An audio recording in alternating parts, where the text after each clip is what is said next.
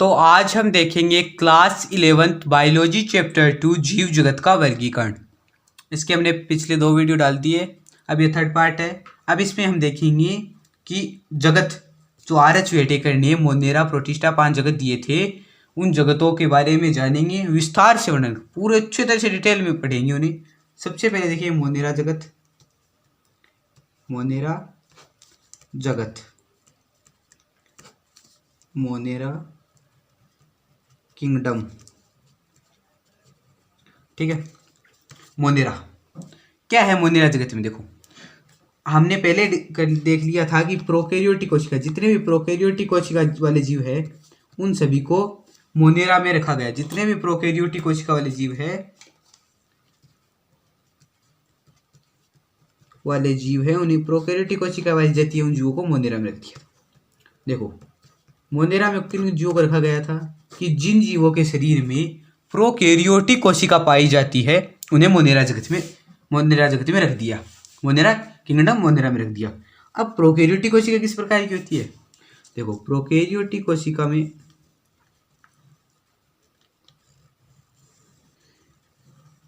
इसमें बिखरा हुआ रहता है डीएनए, जिसे केंद्र काभ डीएनए होता है, केंद्र काभ न्यूक्लियोइड,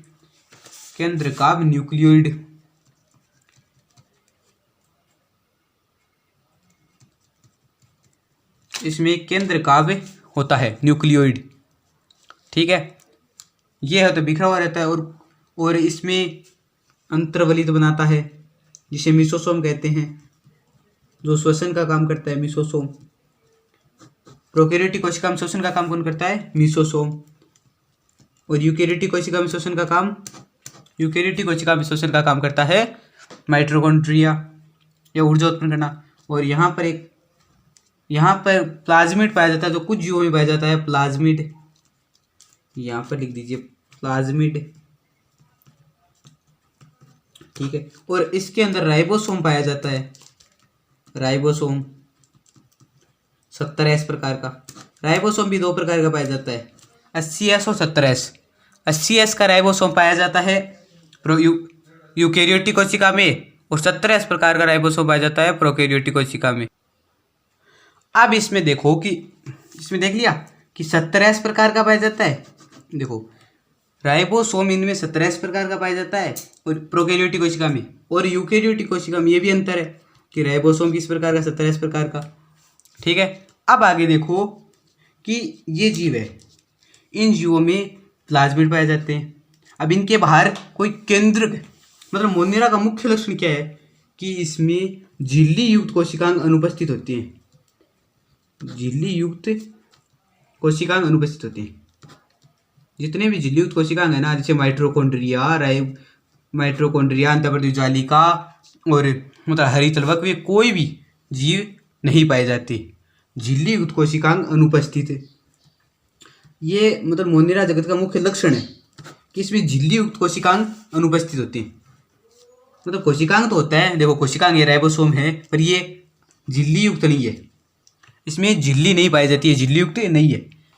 अब आगे देखो कि मतलब झिल्ली युक्त कोशिकांग अनुपस्थित होते हैं, और राइबोसोम देखो झिल्ली कोशिकांग तो है पर झिल्ली नहीं है। और एक और अंतर, और इनमें एक राइबोसोम 70S प्रकार का पाया जाता है, 70S प्रकार का राइबोसोम, ठीक है। अब आगे देखो पोषण विधि या जनन। आप पहले जनन देखो कि इनमें मुख्यतः अलैंगिक प्रकार का जनन पाया जाता है, अलैंगिक प्रकार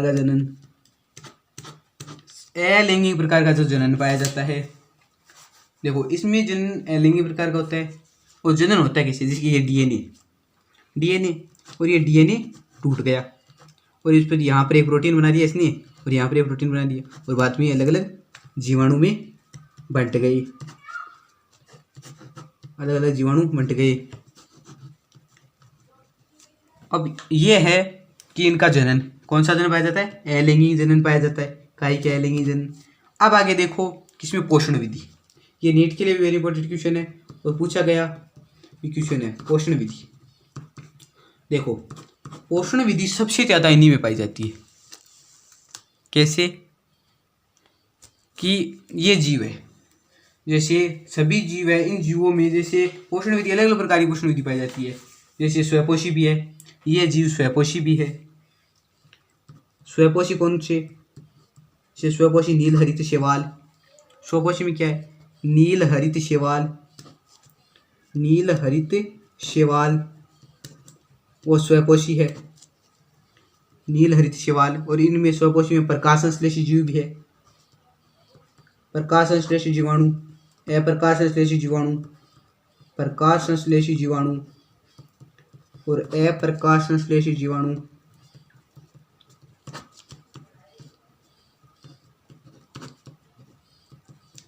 और सहजीवी, परजीवी, परजीवी और मर्तोपजीवी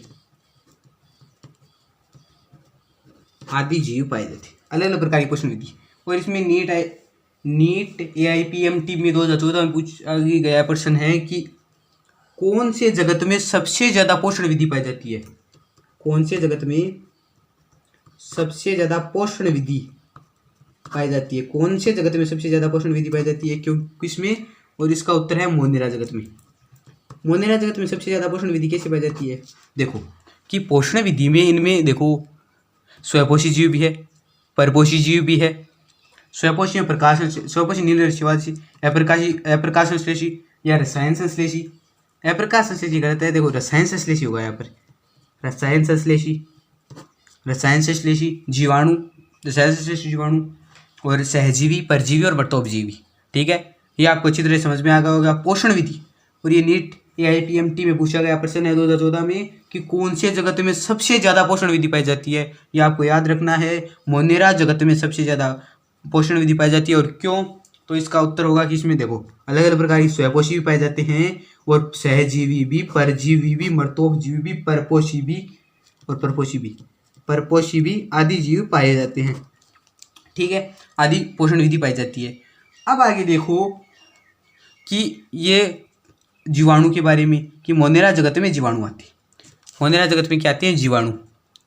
अब इन जीवाणुओं के बारे में देखो जीवाणु, जीवाणु को इंग्लिश में कहते हैं बैक्टीरिया, बैक्टीरिया। अब ये बैक्टीरिया दो प्रकार के पाए जाते हैं। कौन कौन से बैक्टीरिया पाए जाते हैं? बैक्टीरिया एक पाया जाता है आर्क की बैक्टीरिया, क्या? और यू बैक्टीरिया, आर्क की बैक्टीरिया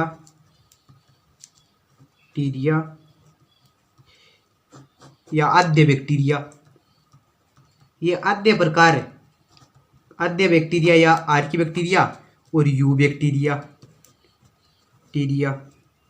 देखो इसमें क्या है कि आद्य बैक्टीरिया, आर्की बैक्टीरिया क्या है कि इसमें जीव ऐसी प्रतिकूल स्थितियों में रहते हैं, जैसे प्रतिकूल स्थितियों में रहते हैं जहाँ पर कोई और जीव जीवित नहीं रह सकता। ये वो जीवाणु, आर्की बैक्टीरिया वो जीव है कि जो बहुत ही विरल परिस्थितियों में रहते हैं, बहुत विरल परिस्थितियों में रहते हैं। जैसे कौन सी? बहुत विरल परिस्थितियाँ, विरल वातावरण परिस्थितियों में रहते हैं। अब देखो ये कौन सी परिस्थितियाँ, विरल परिस्थितियाँ? जैसे बहुत गर्म झरने। अब गर्म झरनों में, बहुत ही गर्म झरने जहाँ पर तापमान क्या है? जहाँ पर तापमान 80 से 100 सेंटीग्रेड तापमान है। गर्म झरने जहाँ पर 80 से 100 सेंटीग्रेड तक तापमान, सेल्सियस तक तापमान है, गर्म झरने हैं जहाँ पर 80 से 100 सेल्सियस तक तापमान है। और अति लवणीय, बहुत ज़्यादा लवणीय, अति लवणीय, बहुत ज़्यादा लवणीय, मतलब लवणीय क्षेत्र, अति लवणीय क्षेत्र, दलदली क्षेत्र, अति लवणीय क्षेत्र और दलदली क्षेत्र में रहती है। देखो ये जीव है ना बहुत विरल परिस्थितियों में रहते हैं, आर्की बैक्टीरिया, आद्य बैक्टीरिया।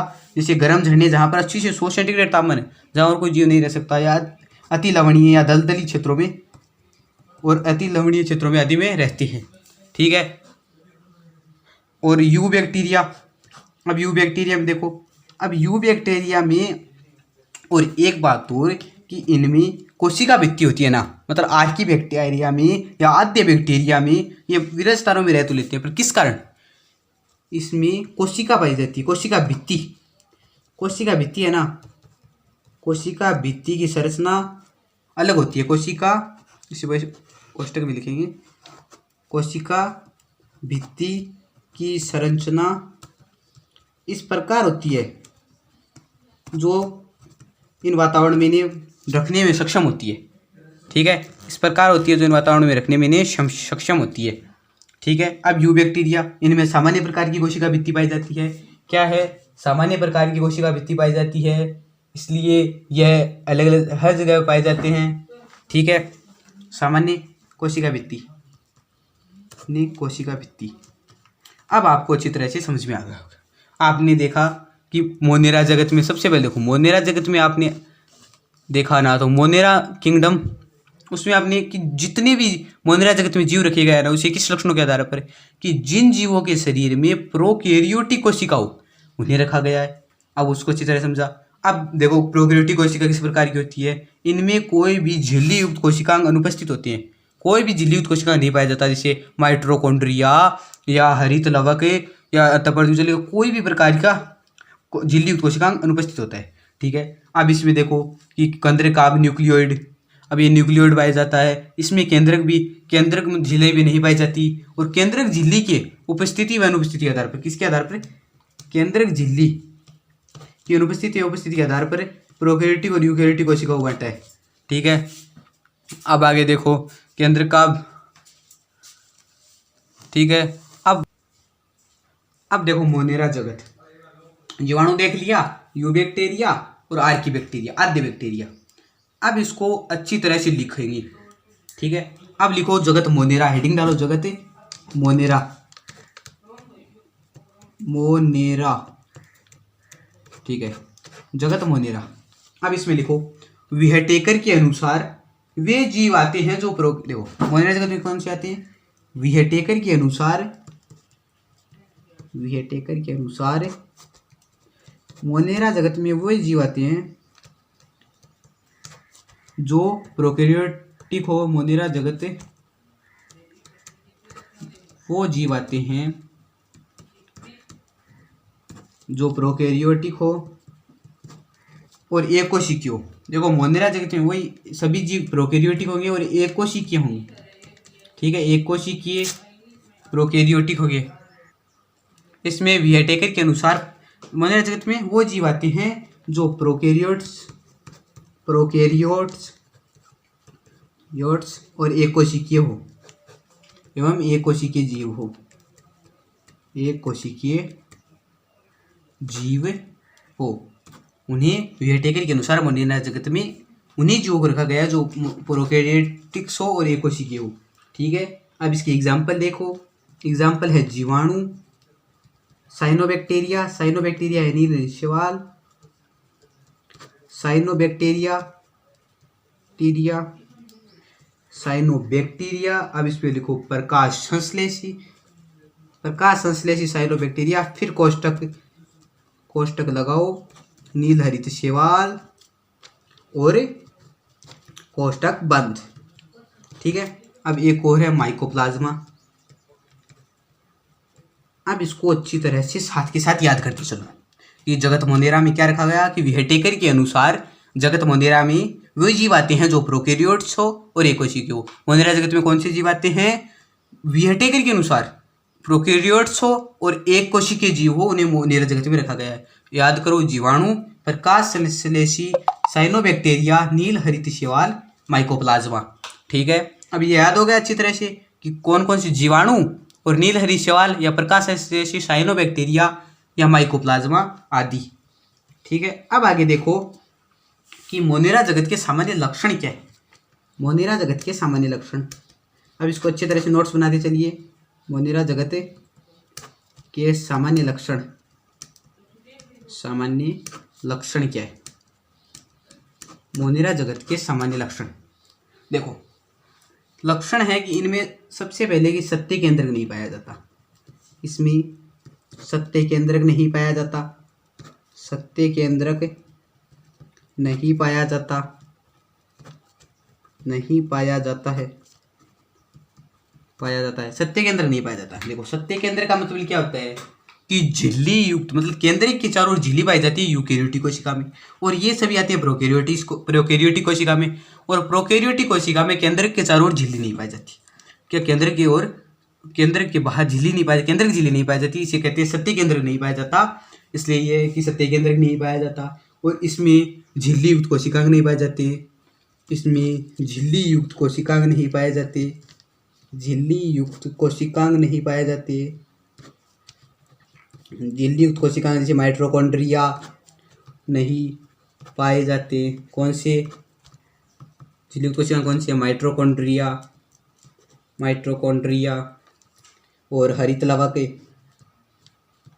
माइटोकॉन्ड्रिया हरित लवक हो गए आदि मतलब। और झिल्ली के अंदर अंतःपृष्ठीय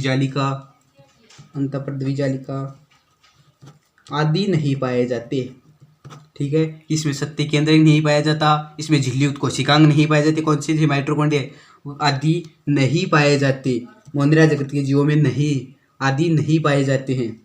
ठीक है, अब आगे देखो क्या कि इसमें द्विकुंडलित नगण्य डीएनए पाए जाती हैं जिसे केंद्रक। आप देखो यहाँ पर हमने कि माइटोकॉन्ड्रिया देखा था, माइटोकॉन्ड्रिया में जो वहाँ पर डीएनए पाए जाते हैं द्विकुंडलित केंद्रक आप कहते हैं, न्यूक्लियोइड कहते हैं। तो न्यूक्लियोइड कहते हैं। इसमें द्विकुंडलित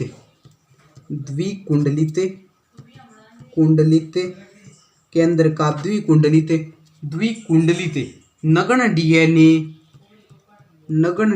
द्विकुंडलित नगण्य डीएनए पाए जाते हैं जिन्हें केंद्रकाभ कहते हैं।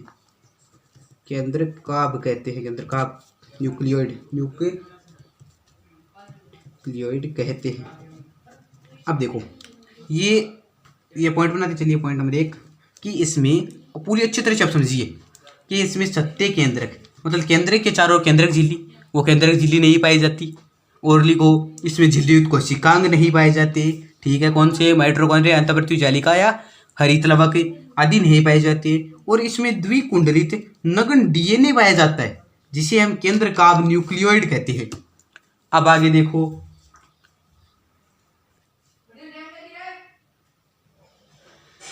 डीएनए में, अब देखो डीएनए, तो डीएनए होगा, डीएनए में इसके डीएनए होता है ना, मतलब डीएनए में हिस्टोन प्रोटीन होते हैं, गुणसूत्र। डीएनए में हिस्टोन प्रोटीन एवं गुणसूत्र नहीं पाए जाते। हिस्टोन प्रोटीन एवं गुणसूत्र नहीं पाए जाते हैं। देखो इनके अंदर गुणसूत्र होते हैं ना, मतलब गुणसूत्र या हिस्टोन प्रोटीन डीएनए में ये नहीं पाए जाते गुणसूत्र। और यूकैरियोटिक कोशिका में पाए जाते हैं। देखो यूकैरियोटिक कोशिका डीएनए होता है ना, यूकैरियोटिक कोशिका के डीएनए में तो यूकैरियोटिक कोशिका डीएनए, उस डीएनए में हिस्टोन प्रोटीन पाया जाएगा। हिस्टोन गुणसूत्र के रूप में, देखो गुणसूत्र होगा, देखिए गुणसूत्र के रूप में ऐसे धागे रूप गुणसूत्र देखेंगे तो धागे रूप संरचना होगी। उस धागे रूप संरचना को खोलेंगे तो डीएनए के रूप में बनेगा। देखो डीएनए के रूप में बनेगा। उस डीएनए है ना, वो डीएनए हिस्टोन प्रोटीन, ये डीएनए के रूप में बनेगा। डीएनए हिस्टोन प्रोटीन से मिलकर बना होगा।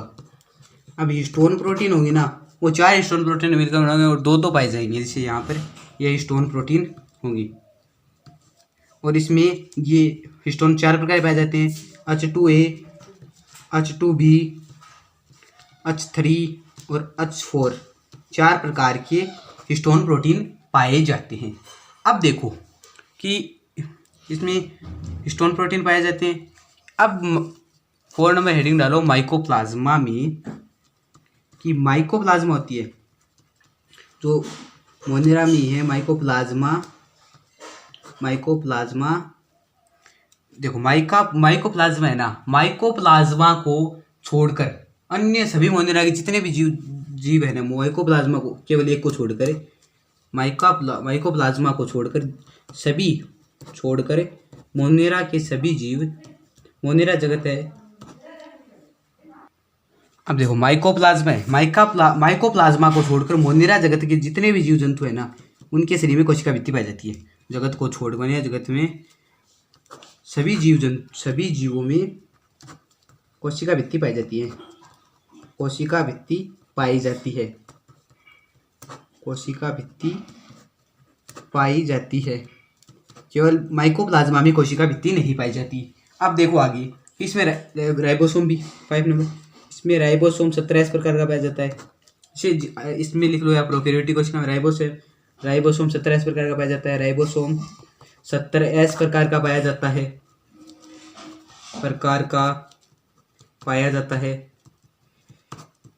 है। इसको समझा दिया था। अब लिखते चलिए 17 प्रकार पाया जाता है। मोनेरा के सदस्यों में सबसे ज्यादा पोषण में विविधता पाई जाती है। देखो, मोनेरा के सदस्यों में सबसे ज्यादा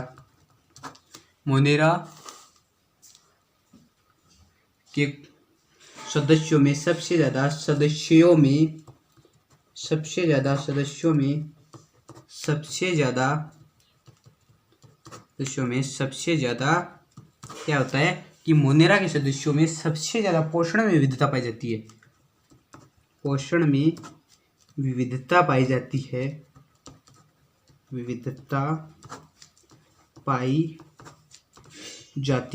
देखो कैसी विविधता पाई जाती है मोनेरा के। कुछ जीव स्वयपोषी होते हैं।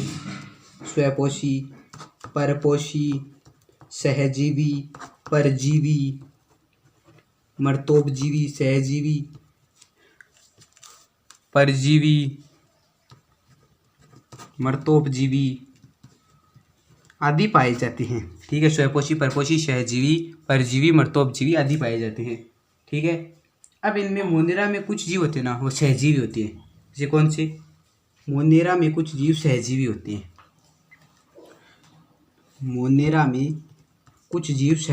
कौन से जीव? अब इसे लिखते चलो कि मोनेरा में कुछ जीव सहजीवी होते हैं। कुछ जीव सहजीवी होते हैं।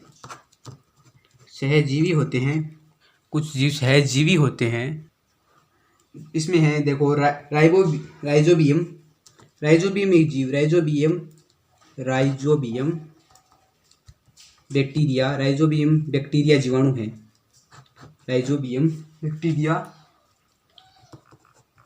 बैक्टीरिया ये दलहनी पौधे हैं, उनकी जड़ों में रहता है जीवाणु। राइजोबियम जीवाणु या बैक्टीरियम ये दलहनी पौधों की जड़ों में रहता है। दलहनी पौधों की जड़ों में, देखो दलहनी पौधे हैं, दलहनी पौधों की जड़ों में रहता है।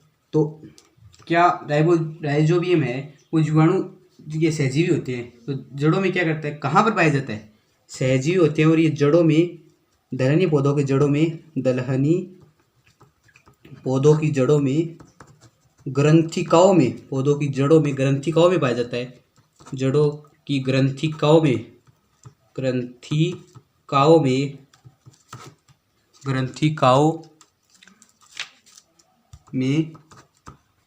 पाया जाता है।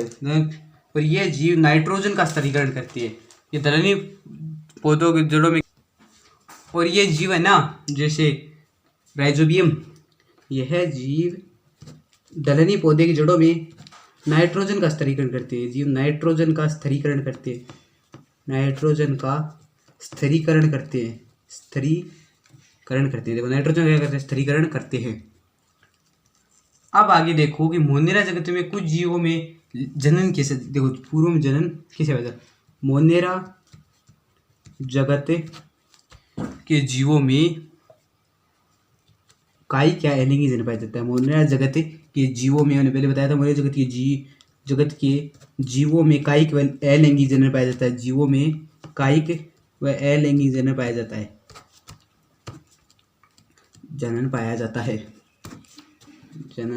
जाता है। अब आगे देखो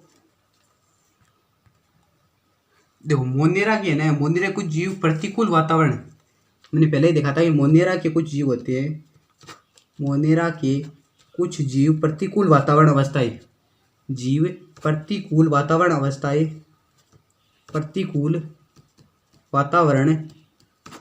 अवस्थाएं ना, जैसे विरल अवस्थाओं में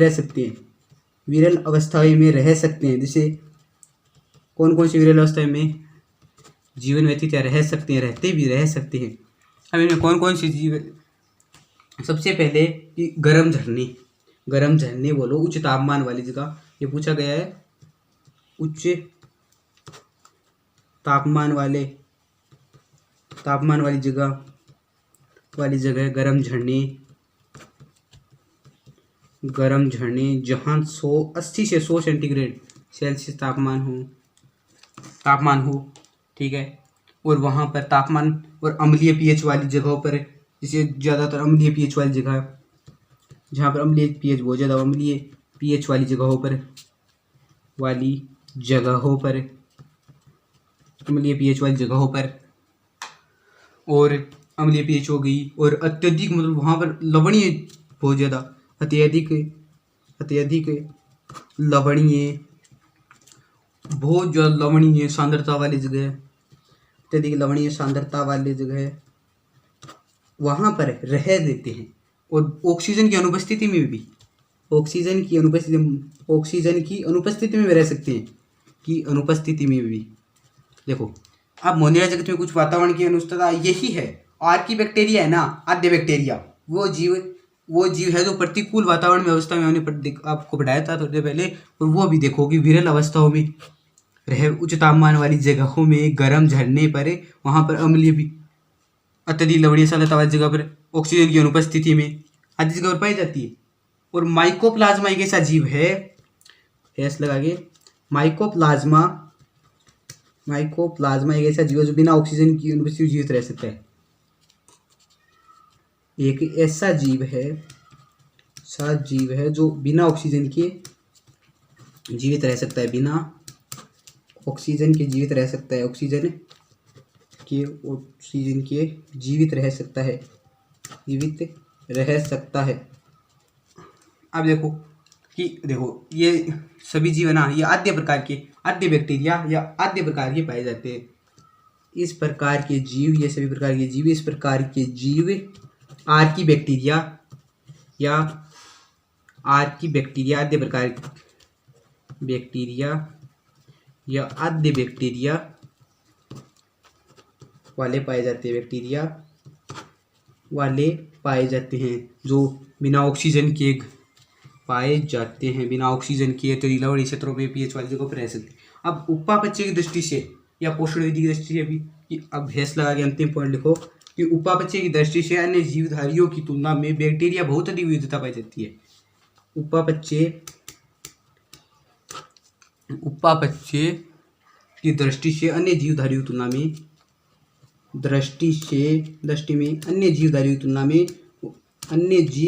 तुलना में जीवाणु में बहुत विविधता पाई जाती है। जीवाणु में बहुत अधिक विविधता पाई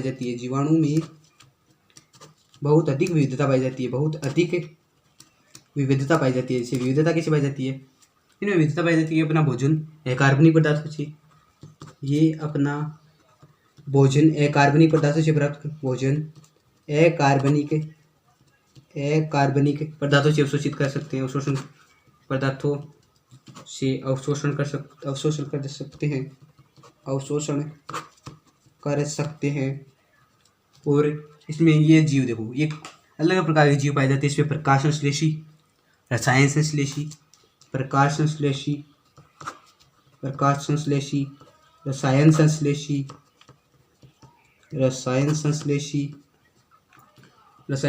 जीव, और स्वयंपोषी, परपोषी। अधिकांश बैक्टीरिया स्वयंपोषी होते हैं, अधिकांश